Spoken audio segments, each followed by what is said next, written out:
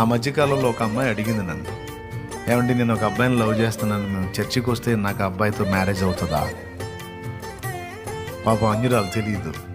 అంటే అన్ని గుళ్ళు తిరిగినట్టు చర్చి కూడా వస్తే యేసుప్రభుని ఒక రాయేస్తాడేమో, పెళ్ళి అయిద్దేమో అబ్బాయితో. అమ్మ, ఆశించిన వాటిని దేవుడు చిత్తమైతే నెరవేరుస్తాడు, కానీ నువ్వు కోరుకునేది నీకు కీడుకరమైంది అయితే దేవుడు ఎవడు? ఎందుకంటే ఆయన నిజమైన దేవుడమ్మా. ఆయన సన్నిధికి వచ్చేవాళ్ళు ఎవరినో ప్రేమించి ఎవరినో పొందుకోవటానికి కదమ్మా, ఆయన్ని తెలుసుకొని ఆయన్ని ప్రేమించి ఆయన్ని కోరుకొని ఆయన సన్నిధికి రావాలి, కానీ ఎవరినో ప్రేమించి వాడిని పొందుకోవడానికి ఏసై దగ్గరికి రాకూడదమ్మా. ఒకవేళ నువ్వు వచ్చి నీ హృదయవాంఛలు ఏవైనా ఆయన ముందు పెడితే నీ భవిష్యత్తును చూసి నీకు యుక్తమైనది ఏదో దాన్ని అనుగ్రహిస్తాడు, యుక్తం కాని దాన్ని దేవుడు తప్పిస్తాడు. దేవుని దగ్గరికి వచ్చేవాడు, దేవుణ్ణి ప్రేమించేవాడు, దేవుని సన్నిధిని వెతికేవాడు, దేవుణ్ణే కోరుకొని వచ్చేవాడు ఇంకేం కోరకూడదని చెప్పాలా దేవుడు. దేవుణ్ణి కోరుకొని వచ్చిన వాడు, దేవుడే నాకు చాలనుకొని వచ్చిన వాడికి ఏది కోరాలో దేవుడే చెప్తాడు, ఏది అడగాలో దేవుడే చెప్తాడు, ఏది ఇవ్వాలో దేవుడే చూసుకుంటాడు.